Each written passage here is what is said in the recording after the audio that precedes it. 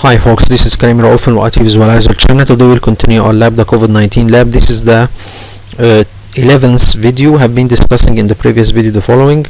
I've been discussing what is the server role and what is a DHCP role. We have said that the server role, it is a centralized location that users can put their important or store their important data on it. Let's consider it as a storage unit, but on a server, or storage unit with advanced features. But basically it's not a storage unit, it is a server with a hard disk that we will use as a storage unit, okay, but with important features, like for example putting some quotas on the storage, so the users will not have free access to the storage, or will have limit data storage capacity. And we can control or filter the files that will be put on this file storage, okay. For example, you don't need movies or music to be put on the file server. This is basically, or it's simply, the file storage role. And then we have the DHCP role. It is or its function is to distribute IP addresses to the workstations in the domain automatically. And as I said before, for a workstation to communicate with another workstation that it is connected to it through a network, okay, the workstation should have a unique IP address, or a unique address, okay, which is in our case an IP address, okay. Like if you need to go to someone, he need to give you his address or his unique address. So the workstation should have, every workstation should have a unique address, so the DHCP will distribute IP addresses. This is the main function, and it will distribute the DNS IP address, the Wins IP address, the gateway IP address. So all of the workstations, when they need to go to the internet, the DHCP role will give them the IP address of the router. So this is the gateway, and the DNS and the Wins, they are the same, or this is the IP address of the domain controller. So if the workstation needs to join the domain controller, the DHCP will give it the IP address of the domain controller. So this is, the DHCP will give the IP address to the machine, the domain controller IP address to the machine, the Wins IP address to the machine, the DNS, and the gateway, okay. We have discussed this in the previous video, and then we have discussed how we will create folders on the server or the file server. So we'll create folders on our storage unit and give every department a folder to put their important data on it and control it, okay, and give access only to the department to its specific folder. So the accounting team will have access to the accounting folder, the HR team will have access to the HR folder, okay. And we will control also what every department will do to its folder. So for example, I don't need the accounting team to be able to delete anything from the folder and its content, okay. I need the HR team to be able, for example, to delete content. So this is also controlled using something called permissions, and we will create the folders on the file server, and the permissions will be put on the folders using a PowerShell script. And then we have discussed the concept of Active Directory on folders. This is also a concept very simple, that you will have for every Active Directory user a folder on the file server, or storage on the file server, to put his important data on it, and he will only have access to his storage or his folder on the file server, and he will have full control over it, and he will be the only one that can see his folder. So no other Active Directory users can see the folder of a specific user. So Karim have a home folder, he can only see it. Ahmed will not see the home folder or the Active Directory home folder for Karim, okay. So it's the same concept as making a folder for a department on the file server, okay. And then we will create or we discussed that we will create Active Directory home folders using PowerShell script, okay. And then what we will do, we will make a folder for every department on the file server to put their important data on it, and we will map this share automatically to the department users. So for example, if Karim is a member of the IT, when he log in with his Active Directory user, he will see the IT shared folder in front of him, accessible automatically, okay. So you don't need to type the share name or the path of the share shared folder on the file server so he can access it. This will be done using a mapping group policy, and the shares will be mapped as network map drive. Okay, we have discussed this in the previous video. And as for the Active Directory home folders, it will be mapped automatically. So as soon as you create Active Directory home folder for any user in the Active Directory, the Active Directory automatically map the directory home folders to the users. Okay, so you don't need to make a group policy to map the folder of the user to the user. Okay, it will be done automatically. And then we will make a quota, as I said before, to control how much data will be put on the Active Directory home folders or the department folders. Okay, this will be done using a quota. We will do it from the file server setting, and we will block certain files not to be put on the file server. For example, you don't need to put music or movies. This all was discussed in a theoretical or theoretical part, or discussed through slides. So in this video we'll begin practically implementing all what we have discussed before. So all of this we have discussed it as the theoretical part of it, the scripts and how they are implemented, the content of the scripts, the files that the scripts will use, the concept of the file server, the concept of the shared folders, the concept of the home folders. All of this has been discussed through slides. We will begin implementing them practically in this lab. So let's begin. Here we go. So here we will open, this is our additional domain controller. We will add the file server role to it, and we will add the DHCP. So this is my domain admin account. So I will log in with Kira off.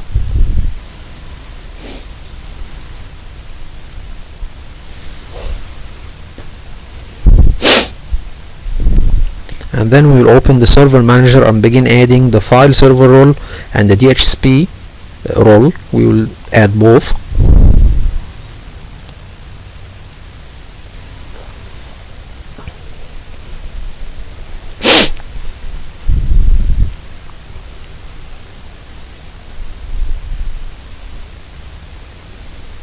So here we can see that we have logged into the additional domain controller, and then we will open the server manager.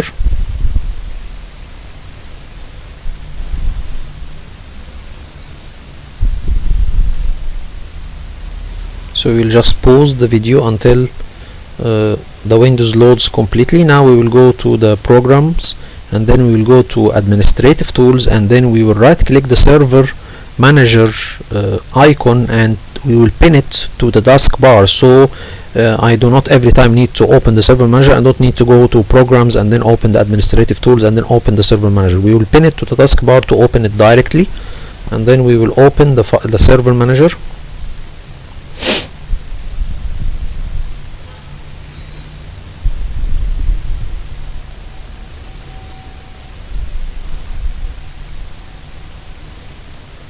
Okay, and then we will discuss later what is Windows Admin Center, and we will use it, and we will see how it has a lot of features and a lot of benefits from using the Windows Admin Center, but we will discuss this in an upcoming video. So now we will close this notification.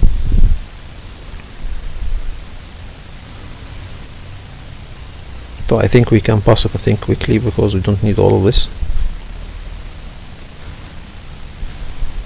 Okay, so now here we can see in the dashboard that there is 3 services that are not running. This is a very good way to see what is the status of the server. If there is any services not running or something, so you can open or see the dashboard and see what is the problem. Okay, because some services not running, maybe there will be problems in your server. Here we can see that the Wins server is not running, so we will start the Wins server, and then we have 2 other services, which is for the Google Drive Google Update service for the Chrome, and the Microsoft Update Service, Edge service. These are two services for updating the browsers.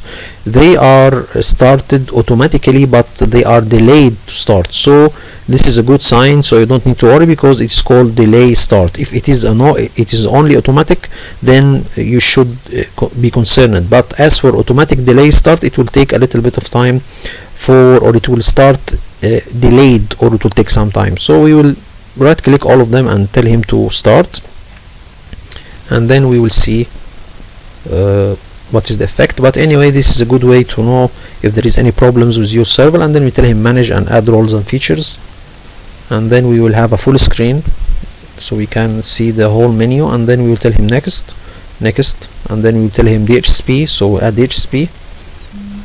And then we need to add also the file server, but it is not there. We need to go to previous and choose, it's not in this menu, so we'll tell him previous, and then open file and storage, and then file and SCSI, and then we need to tell him file server resource manager. So this is the file server role. Tell him next, and then next, then begin installing the two features.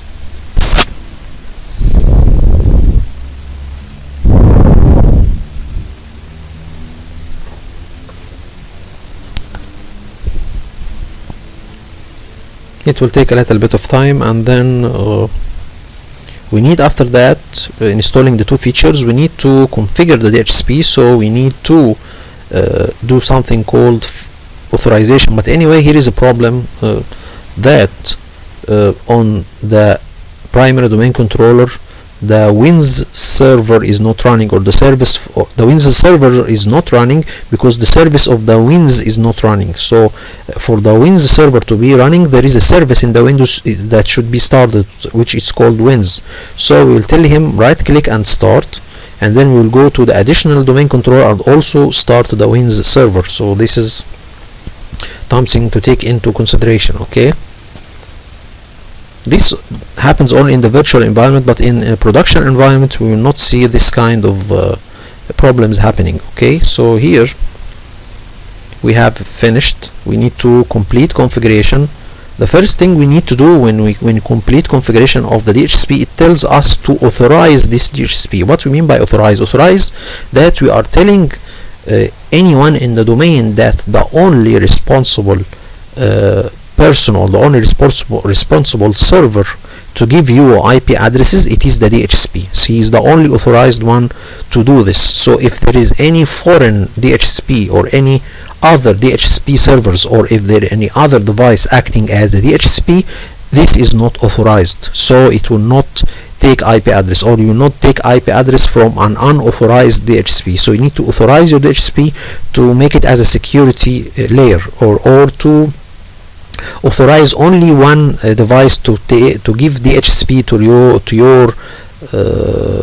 your let's say to your devices in your domain. Okay, and this we will use, this authorization will be done with a user that have full rights, or have complete rights to the domain, or full access and full control over the domain, which is the domain admin. So we will click on complete configuration, and then we will step, and then we tell him to authorize. So we need to authorize the DHCP. Okay, he used the domain admin account, so it was authorized. And then we will add the DHCP console and the file server console to our custom console. Here we can see two services that are not running, the Google update service and the Microsoft Edge update service. So it will start automatically eventually. So here we will open the custom console.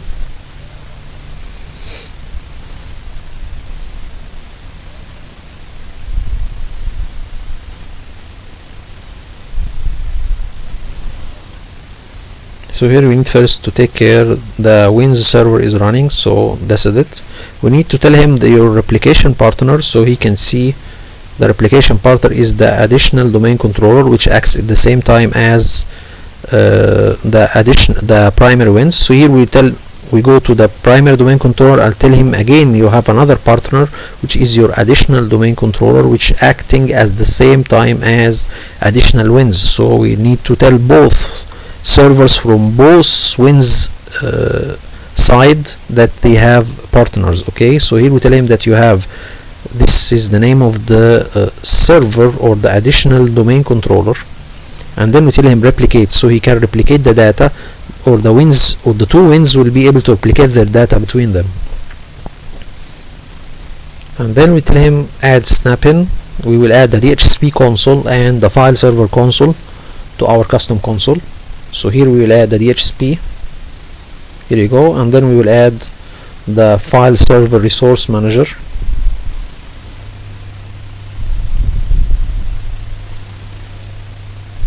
Okay, this is the file server resource manager, and add, and then okay.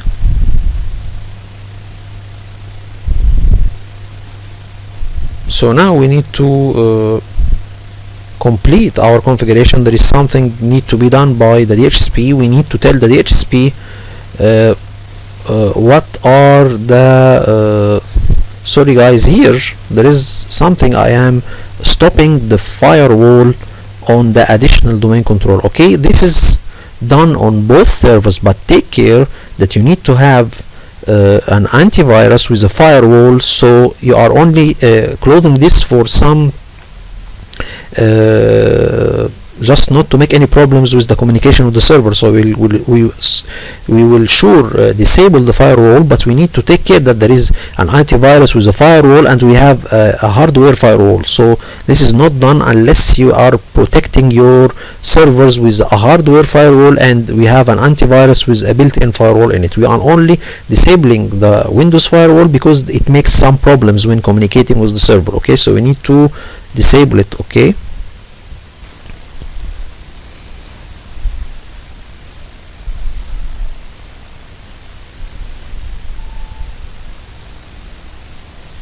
and then we need to begin configuring the DHCP. We need to tell the DHCP, sorry I was interrupted, we need to tell the DHCP you will distribute IP addresses from what number to what number. So how much IP address you will distribute? You will distribute 60 IP address, 70 IP address, and they begin from what number to what number. So this is called the scope. We need to tell him the scope of IP addresses that he will distribute, and we need to tell him that I need also to not distribute only the IP addresses, I need to distribute the DNS IP address, the WINS IP address, the domain control IP address, and the gateway. All of this we need to be configured from the scope. So we will do this, tell him new scope, and then tell him next.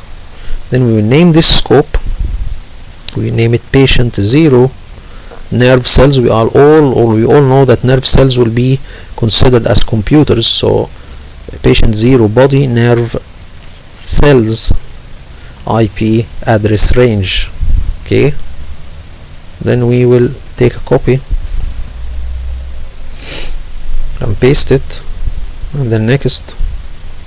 Then we need to give him the start IP address, so he will begin distributing from what IP address, and he will end at what IP address. So we will begin from 20 and we will end at, for example, 254. Okay, best practice is to exclude, so you have here is distribute from 20 to, for example, 200. Before 20, okay, there is 19, and from 1 to 19. This should be reserved for your servers. This will be static IP addresses, or these IP addresses will be used for your servers. So you need to control or divide your IP addresses range for your servers, and this will be distributed by yourself or manually, and the others will be distributed automatically for the workstations using the DHCP. So the DHCP, it is basically will distribute IP address automatically to the workstations.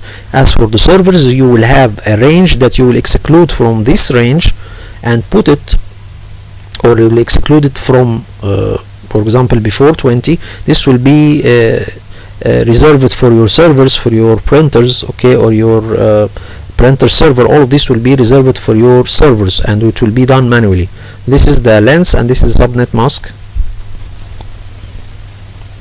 250, and tell him next. And then we need, if you need to exclude, and then something called lease range. Anyway, just a moment, I need to discuss this more. So here is telling you if you need to exclude something from 120 to 250, if you need to exclude any of these IP addresses and not to distribute them. So for example, if you have from 20 to 250, if you need, for example, 10 or 20 IPs between these two ranges, if you need them to be excluded and not distributed, you can tell him from this, okay? But I prefer not to use this option. You can exclude them by not putting them in the range from the beginning, okay? So this, if you need to exclude IP addresses from distribution and you need them to be reserved for some devices that need static IP addresses and or need IP addresses not to be changed, okay? By the way, the IP addresses that will be distributed automatically by the HCP will have something called lease time. What do we mean by lease time? Lease time, we mean that the IP address will be reserved or will be used by the machine for a certain amount of time, and after this time is ended, so let's first see this range. So here we can see the lease time, or the IP address will be given to the machine for 8 days. After 8 days, the IP address will be taken from the machine, okay, and then it will be given the same IP address or a different IP address, okay? Why we do this kind of option, or why we use the lease option?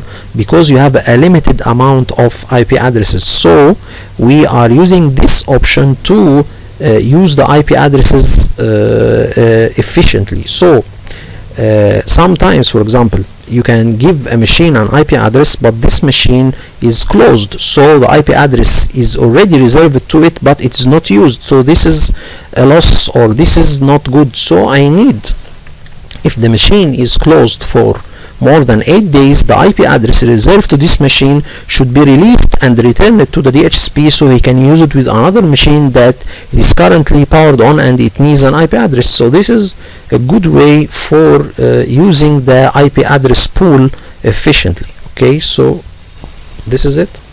Then we need to configure, and then this is the default gateway, so we need to tell him the IP address of our router.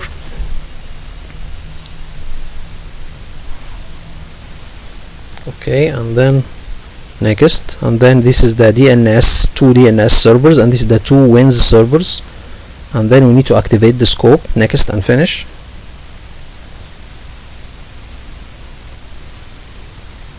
Then filters, we need to enable the allow filter and deny filter, and these are this is the option that through the MAC address, so you will enable these two options. This is an option that you enable the DHCP to give IP addresses to the machines based on their MAC address. So if you have the MAC address of the machines and put them all in the allow filter, so the DHCP will give them IP addresses, okay? If you put them in the deny filter, it will not give IP addresses to the machines. This allow and deny filter is based on the MAC address. The MAC address, it is a unique number that it is written on the network card, and this is not repeated on any network card in the world. So your network card, the one responsible for communicating with other PCs in the domain or other PCs in the network, this have a unique number. So the DHCP will give this machine an IP address based on the number of the network card or the MAC address of the network card. So through the allow and deny filter, here you are telling the DHCP that certain machines with certain network cards, give them IP address, and certain machines with certain network cards deny them giving IP address. This is a good way that, for example, if you have some guest coming from outside and try to access or try to plug your network cable and to access your network, okay, he will not be able to do this because you have only certain PCs with certain MAC addresses, okay, will be able to take IP address. So he will be denied from taking IP address, and this is a good, or this is the best practice to use these two options, okay? So we'll open the this open the script. So we'll begin now implementing, or we'll use our first script to create folders, or our department share folders. Okay, so we need first to make a main folder. We will name it data cube. Okay, and then in this data cube we'll make subfolders, a folder for every department. Okay, so it will put its important data on it. We have discussed this theoretically in the previous video.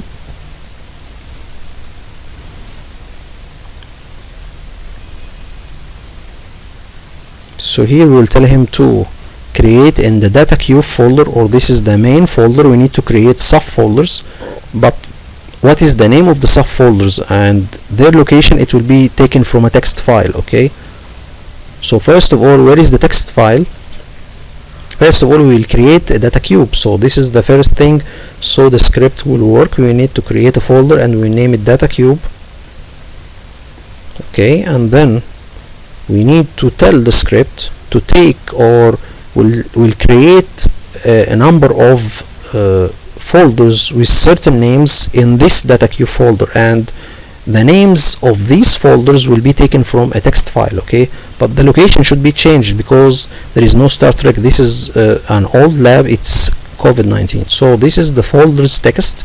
Here we can see that these are the names of the folders I need, or the subfolders that I need them to be created in data cube. All of these are for departments. Okay, so this is it. I will tell him that the location it's in D COVID-19, it's not Star Trek, D COVID-19 DC domain scripts, and then the folders. So we will put the destination.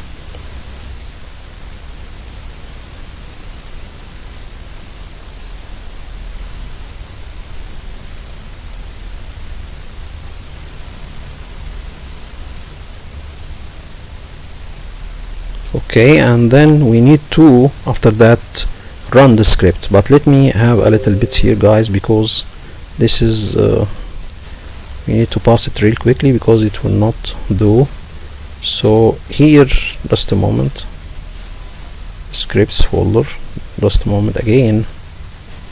So here we will go and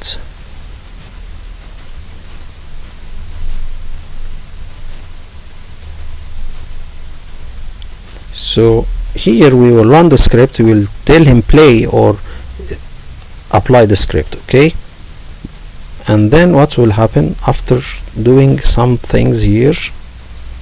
What will happen? I'll tell him okay, and then what we will see here, we will see that the script will be applied, but I am running it in a certain or in a different way. Anyway, after running the script, you will see that we will go and we will find, okay, that the folders are created. So here we will go to data cube. So we'll go to the D and then data cube. We will see that there is all of the folders that we are being talking on. Okay, brain, all of these. Okay, so this is the first step. The second step, we need to use or make the second script to share the folders and give them Smb share permissions. So this is the second thing to do, but this is the script for creating the Active Directory home folders. Okay, but this is, we will not use it now, I think. So just let me check, because I think we will not use this now.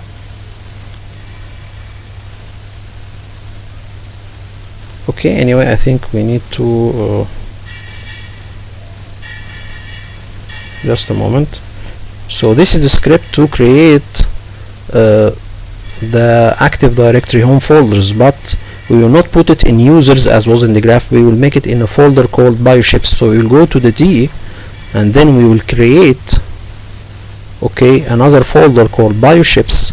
This folder will contain the Active Directory home folders for all of the Active Directory users, and we need to share it. So we need to mail him properties and give the domain users full control over this folder as an Ntfs and as Smb Share Permissions. Okay, so here we tell him share this folder, and then we'll put a $sign. What we mean by a $sign to be a hidden share. Okay, so the users will not see the bioships folder. Okay, everyone will see his only folder. Okay, and we'll tell him domain users as was in the graph, and we'll give it full control. So we'll give it full control, and we'll give the IT, or sorry, we'll give another group called all bodies, pt all body. This also contains all of the users in the domain. Okay, and then we'll put the IT team.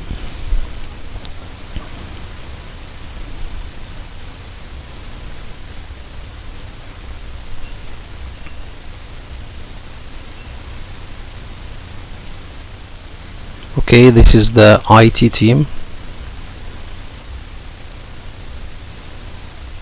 and then we give all of the three full control over the folder, and then we will do this also in the Ntfs permissions. Apply and OK, and then security, and then we will tell him edit. So add edit, and then add the same three group Active Directory groups and give them the same permissions.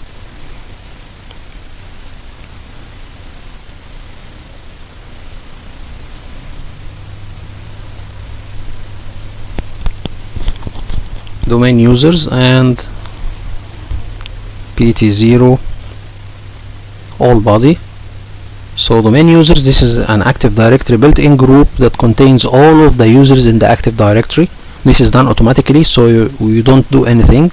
And there is also a group, custom group called pt0 all body. I have put all of my users in the domain in it, so you can use the domain users or use the pt0 all body, one of them. And then this is the group for the IT, and then we'll give all of these groups full control. Okay. And then apply and OK.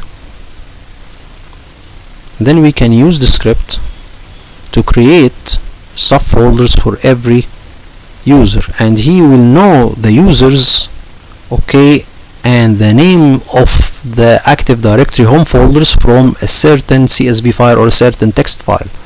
Okay, so we have said before that the Active Directory home folders will be named according to the Active Directory user's username. Okay, so we'll do this.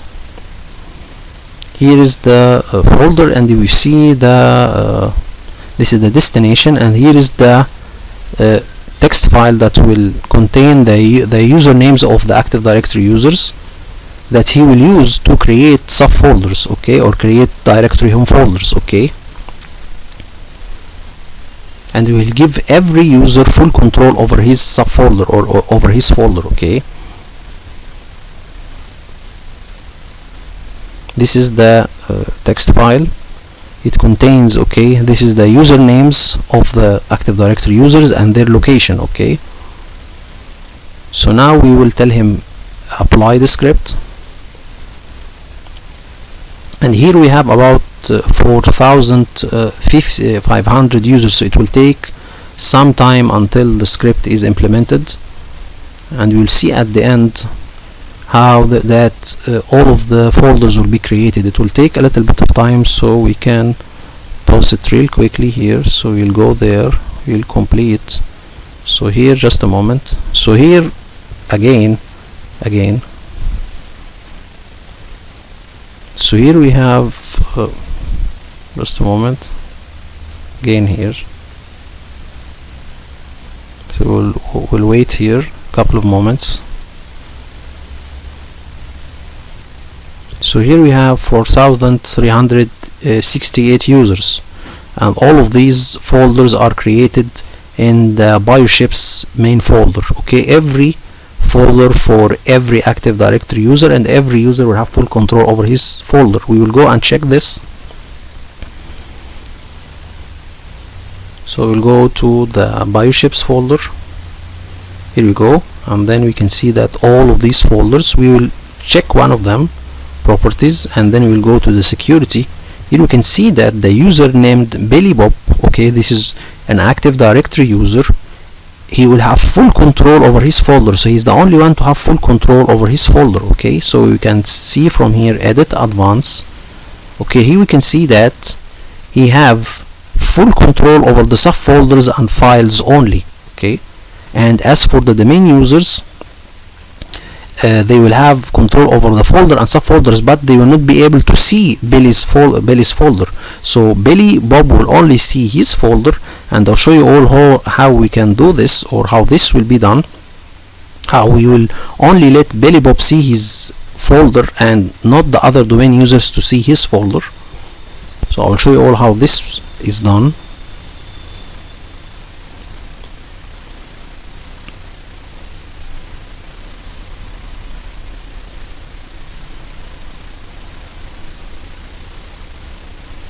So these are all of the home folders. Then we need to go and complete our department folders. We need to share them and to give them Smb Share Permissions and then Ntfs Share Permissions. So this is the Smb Permissions script. We will open it. Okay, here you go. And we need to implement it.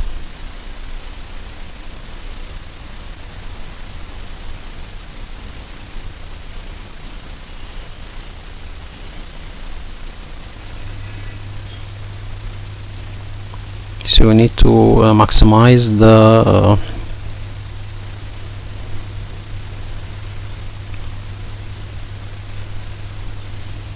so we'll go and open the server manager, and then here we will open an option in the file server. Okay, so here we'll go and open something and enable a feature called access-based enumeration on our shared or on our Active Directory home folders. Access-based enumeration is a feature used by the file server to hide any folders or files that the user doesn't have permission on it. So if you don't have a permission on a folder, so it is not it will not be it will not appear for you, so it will be hidden. So this is a good option. Okay, so the other users will not see the other folders of other users, so the user not see the other folders of the other users. Okay, so here we'll go to shares, and then we can see biochip. So we'll right click and tell him properties. Okay, and then we'll go to the setting and enable the feature called access-based enumeration. And access-based enumeration, it says only displays only the files and folders that a user has permission to access. If a user does not have permission to have read, at least permission for folder, Windows hides the folder from the user's view. So this is a good thing, because I don't need the other users to see the other. For example, I don't need Karim to see the folder of Ahmed. Okay, even though he can't access it, but I don't need him to see it. Don't need him to see it anyway. So this is a very good option. We will use it on the home folders, Active Directory home folders, and on the department folders.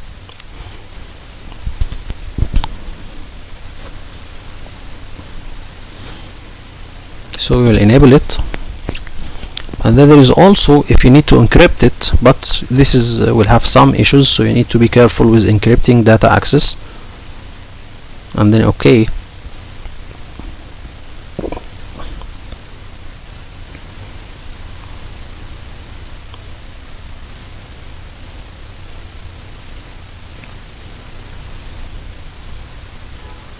So now we will go and implement the Smb Share Permission script. This will share the department folders and will give them Smb permissions on the folders.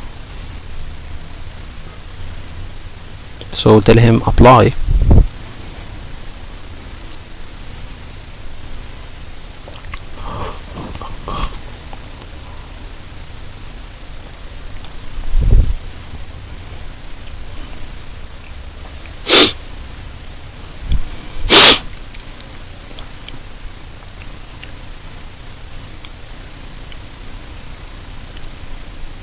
Okay, it will take a little bit of time.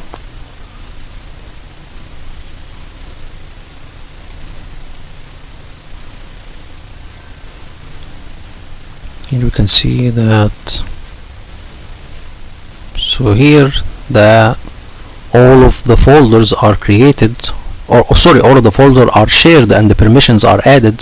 So if we will implement the Ntfs permission, okay, this is the second one, and then we will check the permissions on the folders once in a time. Okay, so here there is a problem. Just a moment. Here in the Ntfs Share Permissions, I'm also telling him to add permissions all of the subfolders in data queue, but here is a problem that there is no folder called all chips, so this should be removed. It's only the data cube / and this should be removed because there is no such folder. Okay, so this will do a problem. The permissions will not be added successfully, so we need to take care. Okay, now we will implement the permissions, the Ntfs permissions, and then we will check the permissions again, and this is the text file that the Ntfs permissions will go and check. I have discussed this in the previous video. This contains the name of the folders and the permissions that should be added to a certain groups in the Active Directory to this folder. Okay, then we'll implement the script, and then we will see that there is a problem. Okay, it seems that it is completed successfully, but when we go and check the permissions, we will see that there is a problem. If you go to D and then data cube and then open any folder, for example, we will open here, we can see that there is something called all chips. This is not correct because I didn't have this folder before, so this is not one. So we will check, for example, this folder, if we see it have Smb Share Permissions and Ntfs Share Permissions or not. We will see that it will only contain the Smb Share Permissions. So we will head in Properties. So this is not correct.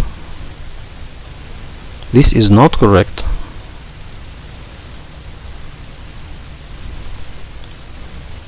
So if you go here and check Properties, okay, for one of the folders, if you go to Sharing and then Advanced Sharing and then Permissions, we can see that the Smb Share Permissions are added successfully, the groups and the permissions. So we have some groups having read and some group having full control. This is the IT.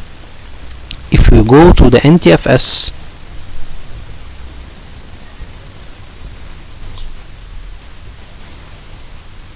so let's continue, guys. Here we can see that the Ntfs Share Permissions are not added. So this is because there is a problem in the script. Okay, I didn't tell him the location of the folders or the subfolders correctly. Here we can see that the Smb Share Permissions are added successfully. Okay, and as for the Ntfs, it is not added. Okay, so we'll check this.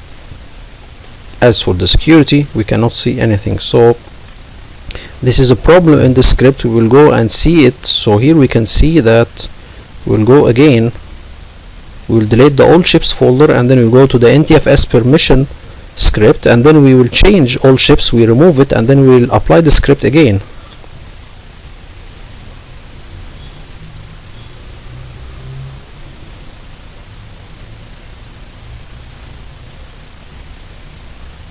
Okay, so here we can see, or we will go and check and see if the permissions are added successfully this time or not.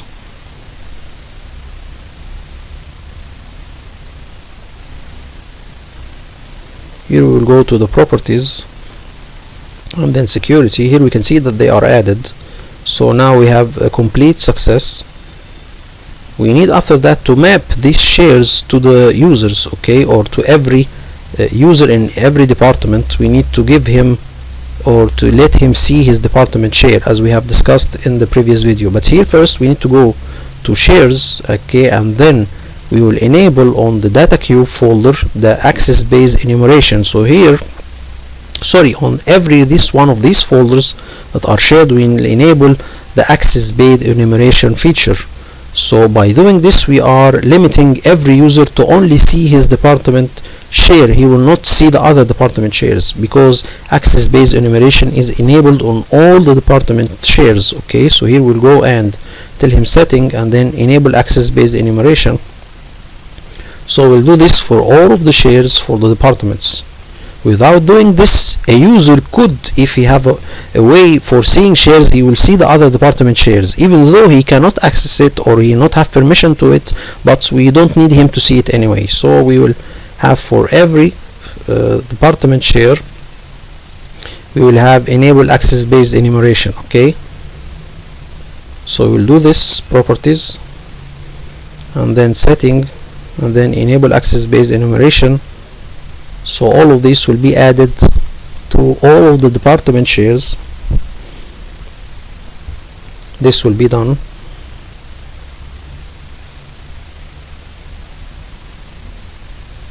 So we'll do this one by one, and then after that we will make a mapping group policy to map all of these folders, or every folder to a certain department, or every folder to be mapped to a certain user in a certain department. So the IT will have their IT share map to them, the HR will have their HR shared map to them. Okay, we will see that in the group policy.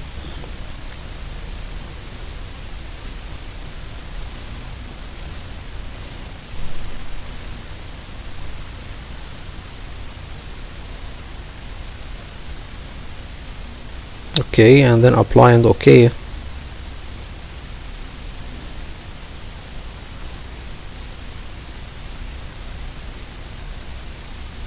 Then we need to go to the group policy and begin configuring the group policy mapping, or mapping group policy.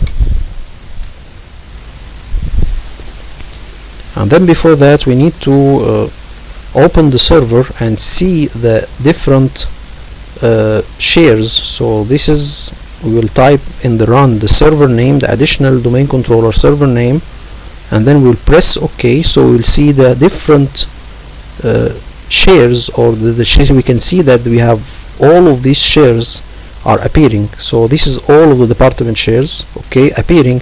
So we'll use these shares to configure or to make the mapping group policy. So the mapping group policy needs to have the location of the share, which will be we will take the location from the share from here, and we will tell him the group that we need it to access this specific share, and we need this share to be mapped as an M drive and to write on the map network drive the name of the department. All of this will be done using a mapping group policy. Okay, so here we will do it.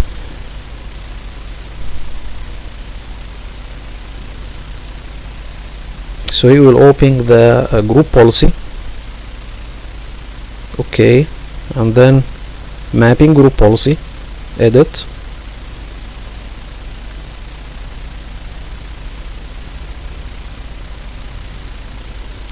and then we go to the users, then preferences,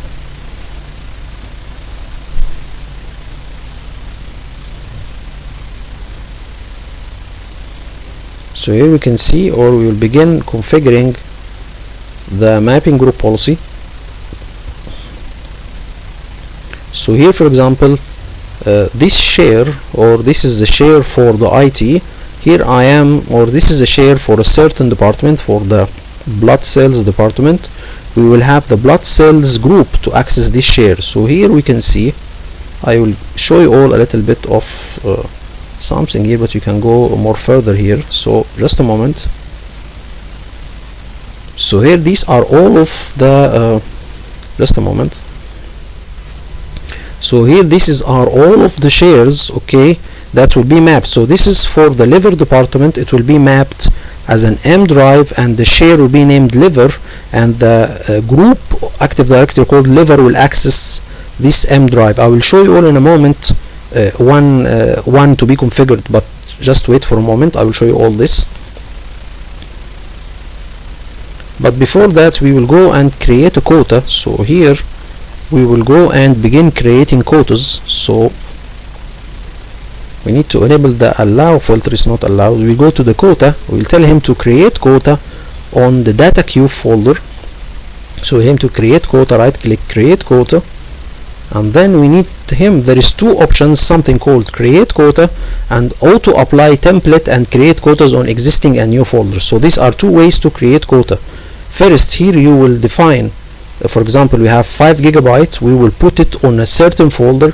This folder and all of its subfolders will share this quota. So for example, if you have a data cube folder, it's a main folder and it contains 10 subfolders, I will put a quota on the data cube main folder, 5 gigabyte. It will share it with its subfolders. This is the first option to create quota on path. But if we choose the second one, the 5 gigabyte will be given to every subfolder. So every subfolder will take 5 gigabyte. It will not share the 5 gigabyte between all of the folders. Okay, so these are two options. Here we will give it 5 gigabyte or 2 gigabyte, and then we'll put it on the D data cubes or bioships. This is for not bioships, this is for, we put it on the data cube. So here we have all of the departments will have, so all of the departments will have 2 gigabyte of quota. So the IT, the HR, and all of these will have 2 gigabyte to share it between them. So for example, what if the IT put a file 2 gigabyte? All of the other departments will not be able to put anything else because the quota is reached. They are sharing the 2 gigabyte by using the first option. If we have the 2 gigabyte and we choose the second option, every subfolder in the data cube will have 2 gigabyte. So the IT can put 2 gigabyte in his folder, the HR will put 2 gigabyte on his folder, the engineering team will put 2 gigabyte on his folder. And then we have some options here. One of them is to send an email if the quota reaches 85%. Okay, he will send a new email. And if it reached 95%, it will send an email to the admin and put it in the event log. So you have two options. If this is called the hard option, okay, or the quota hard, okay. If you put this option, if the user reached or the department reaches the limit that is assigned here, it will send an email. Reached 95%, it will send an email and put it in the event log. If it sends 85, it will send an email. So these are sent to the admin and this is recorded in the event log. Okay, so this is also a good thing to put. And then we'll create a quota, and then we'll choose the other option. And why we are doing this? Because we need every user to have his quota. You not share it with others, so you not put 2 giga and let all users share it. Okay, this can be done on a department level, but on a user level, every user should have 5 gigabyte. And then we will tell him file screening. We need to block using of audio and video files, or to save audio and video files on these shared folders. So tell him block audio and video, and then we will choose the folder. So we'll choose the data queue folder or bioships folder, bioships, and then OK, and then create. And then we will create also the we'll create file screening on the department folder or data cube. Okay, and then OK, and then so we have here everything. And actually this also will be recorded. So for example, if a user put an audio file in his share folder, it will send an email to the admin if you provide it, and it will record it in the event log. So this is also a good thing. So here let's see something here, how to work with the, or how we can create a mapped network drive. Okay, I didn't show you all, it was very quick, so I will show you all. For example, it is a department called vaccine. Okay, so we need to create or map this shared folder to the department of vaccine. So here we will go to the mapping and then edit, and then okay, go to preferences, okay, control Windows setting, and then map network drive. Here I will copy already a created one, so I'll copy one of them and to show you all how I will configure it.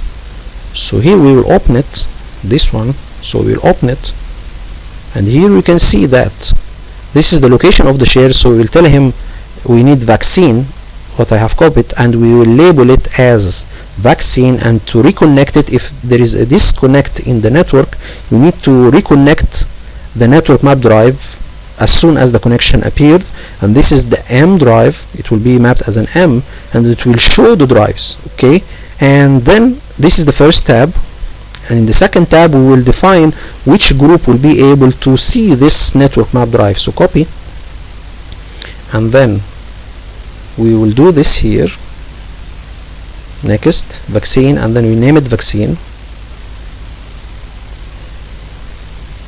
Okay, and then we will go to the next tab. Here we have an option to apply it once, so apply this network map drive once. We don't need it to be applied every time. And item level targeting, this will target a certain group, so this network map drive will be appearing to a certain group I specify. For example, the IT group, the HR group, something like this. So here we will define the group, which will be a vaccine group. Okay, and then user in the group.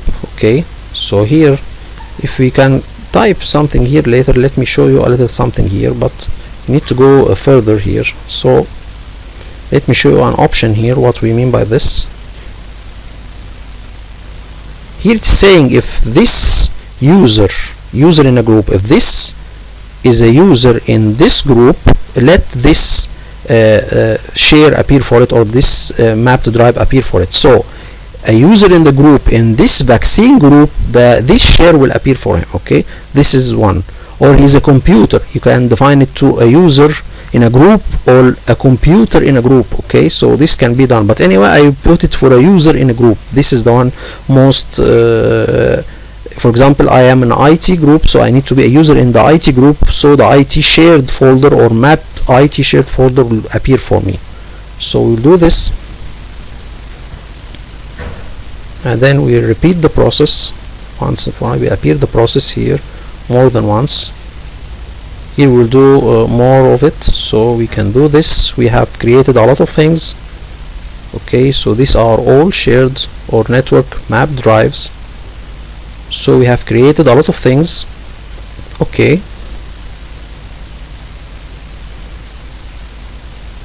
so at the end we need to test the setting and see if for example, if I log in with my username, which is a member of the IT group, I need to see if I will have the IT department share appearing. Here I'm taking a snapshot before installing the WSOS, so this is also a best practice to take snapshots. So we'll take a snapshot. It will take a little bit of time. So this is it. It will take a little bit of time until it reaches 100%. So you do not work on the virtual machine until the snapshot is taken or the saving state reaches 100. Okay, so we'll do this, and then we will close the machines. So we will shut down the machines. Okay, we will shut it down. I will shut both of them. Okay, so this concludes for our video. The upcoming video we will configure the WSOS, and hope this video is informative for you all, and I'd like to thank you all for viewing. Thank you so much.